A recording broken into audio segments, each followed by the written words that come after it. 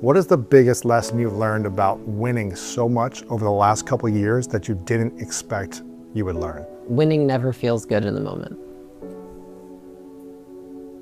Like, I think everyone always asks me, they're like, you know, it's funny, when we were growing our first business, people would come to me and they would say, congratulations, like you've had such fast growth. And I remember I would have this internal like, have I?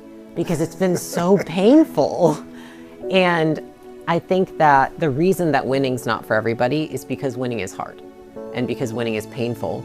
And the entire process up until you win, you're doing hard things over and over and over again. And so you're constantly in the state of discomfort.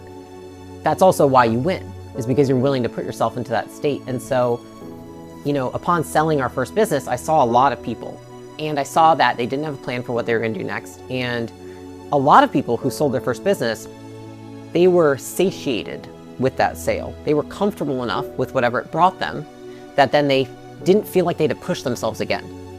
And I never wanted to be that person, because I'm like, I'm not even 30. You know, I was 29 when we sold our business. Wow. 29, and I already had a multi-$100 million net worth. And I'm like, people are like, you're gonna take time off, you can do it. And I was like, no, what am I gonna, I don't really believe in retirement per se, like in the traditional sense. I was like, no, I need to do something else. And so what I realized was the reason that so many people aren't able to win again is because they're not willing to put themselves back into that place that they had to win the first time. That pain, that discomfort. The pain.